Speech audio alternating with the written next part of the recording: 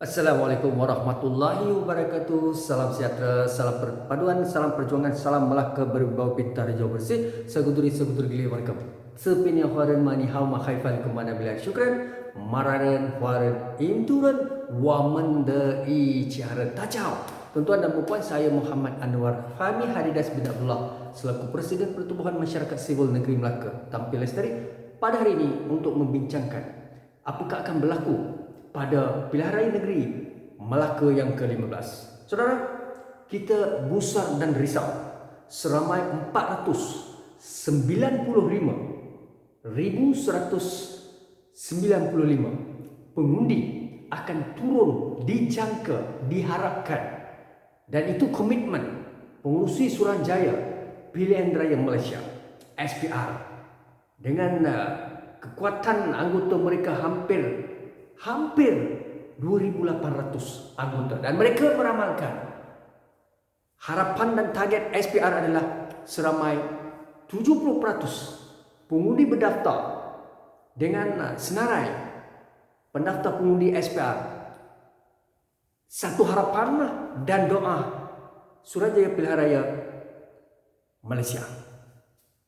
Namun bagaimanakah untuk kita memastikan bahawa rakyat negeri Melaka, khususnya pengundi Melayu, Cina, India, Sabah, Sarawak, Kadazan, Portugis asli, Melanau, kalau ada pun Sabah Sarawak tinggal di negeri Melaka dan telah berdaftar, mampu hadir untuk menjalankan tanggungjawab mereka dengan secara lestari, bertanggungjawab.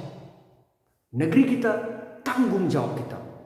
Persoalannya sekarang ini, adakah 70% pengundi Melaka akan turun pada 16 adalah undi pos ataupun pengundian awal? Dan ingat, melibatkan anggota tentera, pihak berkuasa, peralainan, polis, dan manakala pada 20 hari bulan November 2021 melibatkan keseluruhan pengundi negeri Melaka. Kita bimbang, bukan saya, scholars, professors, think tank, presiden NGO, penganalisis politik, media, dan juga pegawai SPR, masing-masing dalam keadaan memikirkan bagaimanakah isu ini dapat ditangani secara konsisten, secara lestari, kredibel, dan juga secara profesional. Baik, kita akan melihat apa akan berlaku selepas ini. Tuan-tuan dan puan, pilihan raya negeri Melaka telah digazetkan dan telah menjadi realiti. Namun sekarang ini, bagaimana kita memastikan rakyat negeri Melaka hadir untuk mengundi calon wakil rakyat yang mereka melihat berintelektual, berkarisma, berintegriti, dan mereka mahu pemimpin-pemimpin baru ini akan menggalas kepimpinan untuk mengangkat ekonomi negeri Melaka, mengangkat taraf kehidupan rakyat, meningkatkan pendapatan berkapita rakyat negeri Melaka, memperjuangkan nasib dan kebajikan kumpulan B40, rakyat miskin tegar, memperluaskan dari sudut peluang pekerjaan, menghapuskan rasuah dan salah guna kuasa. Baik saudara, apa sekalipun kita nak sebut, rakyat negeri Melaka baik Cina, ni Huaren, Waka ni Ciang, Lapan, Meme, Kokok, Titi, Papa, Mama, Waka ni Ciang. Election வருது, நீங்க தமிழ்நாடு இருந்தால், சீனாவில் இருந்தாலும், மலைக்காரன் இருந்தாலும், நம்ம ஓட்டு போடணும். கண்டிப்பாக ஓட்டு போடணும். எனக்கு நம்ம இந்த ஓட்டு போடாட்டி இன்னும் ஒரு 5 வருஷம் காத்திருக்கணும். 5 வருஷம் காத்திருந்தா பொறுமையாக காத்திருக்கணும். இந்த அரசாங்கம் நல்ல வைக்கிற அடுனா கண்டிப்பாக அவங்களுக்கு இன்டெகிரிட்டி, அக்கௌண்டபிலிட்டி இருக்கணும், நல்ல தகுதி இருக்கணும், படிப்பு இருக்கணும், நல்ல சிந்தனை இருக்கணும். அவங்களுக்கு டாவரிங் பர்சனாலிட்டி இருக்கணும். நம்ம வந்து இந்த வாட்டி எலெக்ஷனுக்கு போட்டு இந்த 20ஆம் தேதி இன்னும் ஒரு 5 வருஷம் காத்துட்ருக்கணும். அதாவது இந்த கவர்மெண்ட் வந்து யார் கவர்மெண்ட்டாக வரப்போகிறது நம்மளுக்கு தெரியாது. ஆனால் இருந்தாலும் நீங்கள் வந்து தமிழ்நாடாக இருந்தாக்க வீட்டிலே இருந்துகிட்டு இருந்தாக்க உங்களுக்கு ஃபெடப்பாச்சு இந்த எலெக்ஷனில். உங்களுக்கு வந்து அந்த என்னது நோக்கம் இல்லை. அதாவது ஒரு ஒரு ஒரு கடுப்பில் இருக்கீங்க. அந்த மாதிரி இருக்கக்கூடாது. ஏன்னா இன்னும் ஒரு 5 வருஷம் நம்ம காத்துட்டு இருக்கோம்னா எவ்வளோ கஷ்டமாக இருக்குங்க. கொஞ்சம் சிந்திச்சு பாருங்கள். கஷ்டப்பட்டுட்டு கொஞ்சம் ஒரு 1 hour அப்படி போயிட்டு ஓட்டு போட்டுருங்க. இது வந்து நம்ம மக்கள் பிரச்சனை, நம்ம வாழ்க்கை பிரச்சனை, நம்ம பிள்ளைங்கள் பிரச்சனை. நீங்கள் தமிழ்நாடு மலைக்காரனும் சரி, சீனனும் சரி, யார் இருந்தாலும் கண்டிப்பாக ஓட்டு போட்டு தான் ஆகணும். நல்ல ஒரு மலைக்காரனும் அவர் வந்து சீனனோ தமிழாலா எந்த மொழி எந்த ஜாதி இருந்தால் பிரச்சனை இல்லை. ஆனால் அவங்களுக்கு வந்து தகுதி இருக்கணும், படிப்பு இருக்கணும், நல்ல ஒரு ப்ரொஃபஷனலாக இருக்கணும். அவங்க வந்து அவங்களுக்கு வந்து அந்த ப்ளூ பிரிண்ட்லாம் நல்லா கரெக்டாக இருக்கணும். அந்த மாதிரி ஆளை தேடணும். கண்டிப்பாக நம்ம ஓட்டு போடணும் அவங்களுக்கு. சரிங்களா? Tuan-tuan dan puan, saya dah sebut, kalau orang Cina, orang Melayu, orang India duduk di rumah, duduk goyang kaki ataupun mereka atas dasar mereka bosan, mereka hilang kepercayaan, mereka rasa kesal apabila lompat parti, katak dan sebagainya, isu-isu ini ditimbulkan, mereka rasa orang politik ini menyusahkan mereka dan sebagainya. Apapun saya nak sebut kepada pengundi negeri Melaka dengan cakap saya, kalaulah kita silap duduk di rumah, kita tidak mahu mengundi, kita tidak mahu keluar, kesannya cukup tragis, cukup besar kepada kita. Kerana kelak pemimpin yang menerajui kepimpinan negeri Melaka, kita tidak mahu mereka yang tidak berintegriti, tidak ada ilmu, tidak ada blueprint, tidak ada dasar warsa, mereka tidak ada idealisme, mereka hanya mahu kemenangan, menutup ketirisan, rasuah, salah guna kuasa, kleptokrat, dan mereka-mereka ini membentuk satu kerajaan yang kemudian nanti bangga, angkuh, sombong dan terus melakukan kezaliman. Saya anak negeri Melaka, saya lahir di Kerubung. Saudara, tanah tumpah darah kita Malaysia, khususnya Melaka. Saya nak sebut, kalau saya boleh tampil menjadi pemimpin, itu cerita lain. Saya tidak tahu bila. Dan ramai lagi rakyat negeri Melaka yang akan tampil pada masa akan datang. Tapi hari ini, pada 16 November dan ingat, pada 20 November sudah pasti mereka-mereka baik dalam BNPH, Pakatan Harapan Perikatan Nasional Putra Calon Bebas, mereka bertanding. Jadi saya walaupun saya mempunyai berbagai perception, tetapi saya tetap keluar untuk mengundi di Dun Macap Jaya, dan insya-Allah saya tunaikan, dan saya mahu pastikan kita dapat melantik ataupun mengundi pemimpin yang berintegriti. Saya mau ingatkan, baik Barisan Nasional, Pakatan Harapan, DAP, PKR, Amanah, saya ingatkan, BN UMNO, Perikatan Nasional, Putra, Calon Bebas, PAS, saya ingatkan. Jangan jadi pemimpin di Melaka.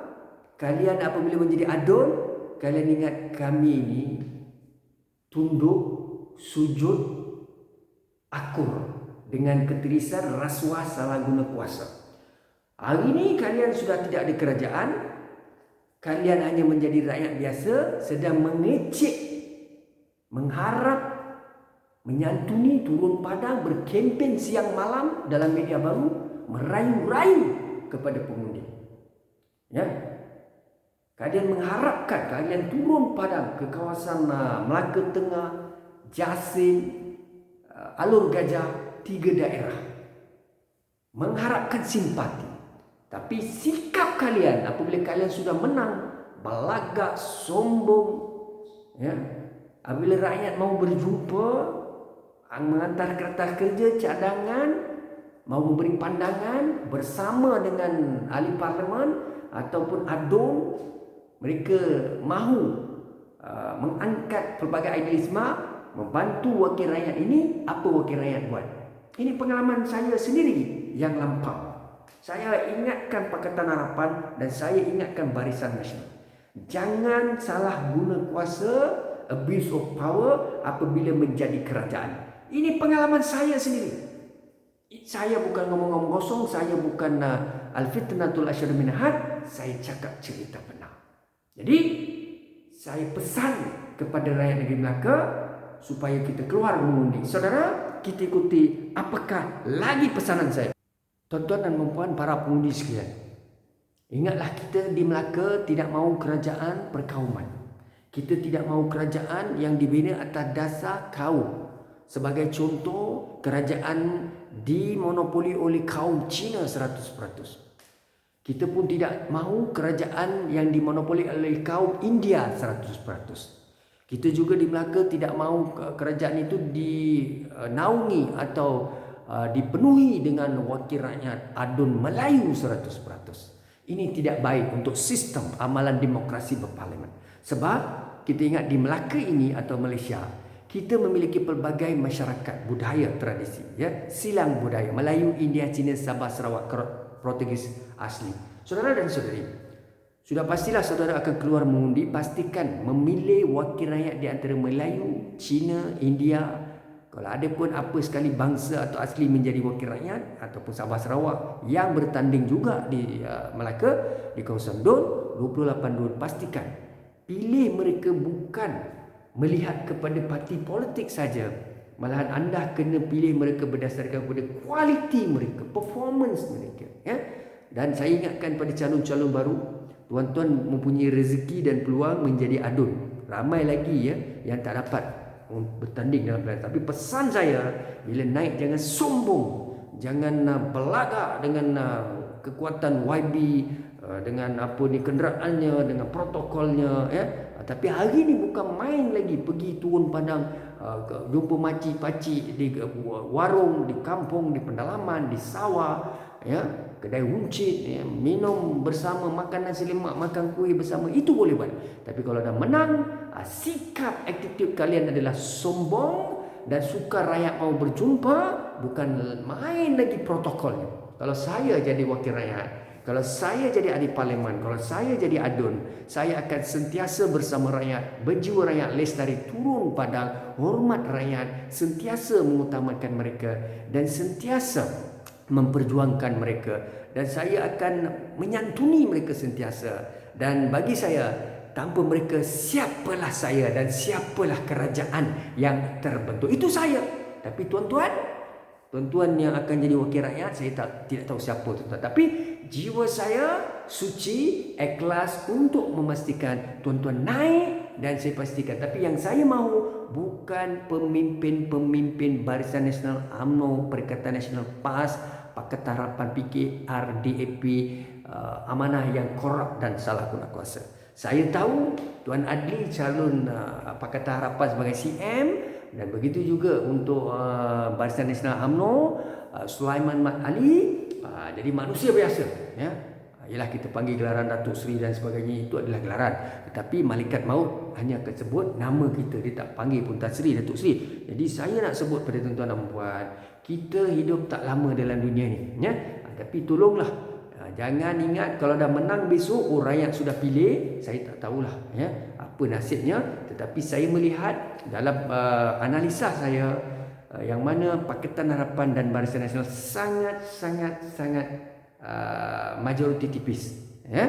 Jadi di situlah ada hampir 7 kursi panas yang saya sebut banyak kali, antaranya Gadik, ya, Pengkalan Batu, dan adalah beberapa kawasan yang saya catatkan, dan saya nak sebut kawasan-kawasan ini adalah kawasan-kawasan panas. Dan kalaulah Barisan Nasional dan UMNO berjaya untuk tackle ataupun menyantuni perasaan pengundi, dan mereka akan menang. Dan ini bagi saya satu lagi perkara, saya melihat sekarang ni seperti mana saya sebut two-third majority, ya. Takkan dapat majoriti besar, majoriti tipis, dan dia akan jadi MOU, dia akan jadi kerajaan campuran, ataupun kerajaannya disebut sebagai kerajaan negotiation agreement, in politics. Negotiation agreement in politics, ya. Mana itu MOU. Jadi baik dalam federal parlimen perkara yang sama. Saudara ingat, ya, ni se Hualan, ni se Intulen, ni se Malailan, wamen de I jalan, ya. Kita mesti pergi mengundi. 知道吗？我讲什么？我和以前我还一天一天的，我是妈妈爸爸，是印度人的啊，你是华人好啊，我跟你讲hari mengundi mesti pergi undi. 你是你的哥哥、你的弟弟、你的妈妈、你的爸爸我跟你讲pilihan raya go and vote. Okay, ladies and gentlemen, I'll try my best to convince you regarding the elections and do the best for elections. Persoalannya sekarang ini, saudara, bagaimanakah kita mau memastikan ramai orang datang mengundi? Saya bimbang apabila kita ada satu sikap yang tidak mau turun mengundi, kita bosan, kita kesal, akhirnya siapa yang jadi pemimpin? Mereka yang kleptokrat, salah guna kuasa, ketirisan, kaki samsing, kaki judi. Macam mana saya sebut ni? Ada YB Idris Harun disampaikan dalam ceramah dia. Adakah saya menyokong PHBN apa tidak? Cuma saya nak sebut di sini, saya dengar kenyataan dikeluarkan. Jadi saya tidak mahu pemimpin-pemimpin begitu menjadi adun di negeri Melaka. Dan ramai golongan-golongan yang lebih layak, yang intelektual, yang berkarisma, yang boleh menjadi pemimpin, yang sebenarnya mereka sepatutnya bangkit dan bertanding dan menang dalam pilihan raya. Tapi sayang, ya, kita masih kekalkan pemimpin pihak walaupun UMNO bawa muka baru 85%, itu pun setelah kita convince UMNO. Dan ingatlah, semua parti politik menjadikan Melaka pilihan raya negeri Melaka yang ke-15 sebagai platform untuk melihat, ya, bagaimanakah keputusan ini. Tapi apa pun bagi saya mendoakan supaya Melaka tidak akan dapat pemimpin-pemimpin kleptokrat salah guna kuasa yang mereka yang melakukan rasuah dan sebagainya. Tapi inilah masalah dan cabaran kita apabila Pakatan Harapan diberikan amanah. Amanahnya itu hilang begitu saja kerana silap memilih rakan dalam Pakatan Harapan. Jadi kalau Pakatan Harapan nak jadi mendapat rakan yang baik, mendapat kekuatan suntikan, bukan mudah. Inilah masalah Malaysia, ya. Kita ada satu bahagian parti politik yang penuh dengan rasuah salah guna kuasa, satu bahagian parti politik yang rasuahnya adalah 10% atau 5%. Tetap rasuah juga ada, bukan tak ada, ya. So saya sebut dah, kalau nak cakap BN UMNO tu memang terlibat dengan korupsi dan sebagainya sebab mereka lama dan sebagainya, Pakatan bukan bersih sangat. Pakatan pun ada mungkin 5%, ya, dia ada juga korupsi melibatkan lompat parti dan sebagainya, tekanan. Kemudian kita tengok beberapa sulit pernah terlibat dan juga beberapa yang ahli parlimen, ya. Baik saudara dan saudari, apa pun yang saya risaukan di sini adalah berkaitan dengan peratusan. Bagi saya kalau SPR meletakkan 70%, saya belum yakin 70% akan datang. Saya yakin dan percaya kemungkinan 55%, ya, atau 58%, ya, ataupun mungkin yang paling menakutkan di bawah 50. Jadi apakah maknanya pilihan raya? Dan saya nak beritahu SPR minta bajet yang besar, ya, dengan tenaga kerja pegawai yang hampir 3,000 orang, ya. Tapi itulah, apakah sumbangan SPR sebenarnya untuk memastikan pengundi akan turun ramai, ya.